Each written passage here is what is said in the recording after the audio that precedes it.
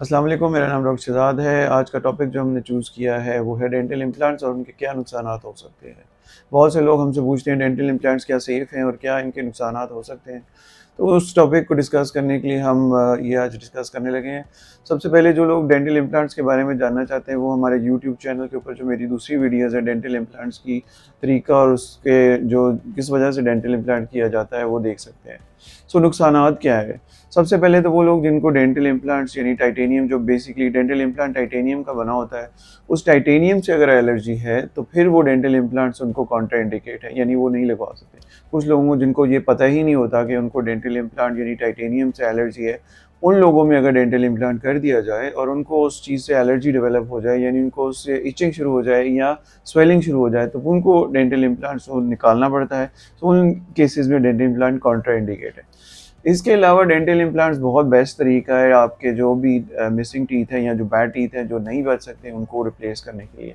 इसके अलावा dental implants कहाँ नहीं किया जा सकता, स्पेशली उन लोगों में जिनके अंदर हड्डी नहीं अवेलेबल, उन लोगों में भी डेंटल इम्प्लांट्स किया जा सकता है एज़ लॉन्ग कि हम उनके अंदर बोन ग्राफ्ट यानी जो हड्डी का जो कम होना है उसको हम रिप्लेस करके आपकी बोन डाल दी जाए। और बोन डालने का मतलब ये है कि अब हमारे पास दुनिया में बोन अवेलेबल है जो कि पाउडर्ड फॉर्म में मिल जाती है, जिससे कि हम एक डेंटल इम्प्लांट को करने से पहले उसको हम बोन ग्राफ्ट करते हैं और बोन ग्राफ्ट के तकरीबन 3 to 4 मंथ्स बाद हम उसके ऊपर डेंटल इम्प्लांट लगा सकते हैं। सो कॉन्ट्राइंडिकेशन नहीं है, बिल्कुल बोन अवेलेबल हो गई है तो आप डेंटल इम्प्लांट कर सकते हैं। सो बहुत से इस तरह के इश्यूज़ हैं जिन लोगों को इस बारे में नहीं पता होता कि डेंटल इम्प्लांट के क्या नुकसानात हैं। नुकसान कोई भी नहीं है, इसके बिल्कुल फ़ायदे हैं। हाँ, स्पेशली जब आपने डेंटल इम्प्लांट कराना है तो आपको अपने डेंटिस्ट के पास जाके इस चीज़ को वैल्यूएट कराना है कि क्या आप डेंटल इम्प्लांट करने के कैंडिडेट हैं या नहीं है। अगर आपका डेंटिस्ट आपको बताता है, और डेंटिस्ट भी उस लोगों को चूज़ करें जो डेंटल इम्प्लांट का एक्सपीरियंस है या डेंटल इम्प्लांट्स करते रहे या कर रहे हैं।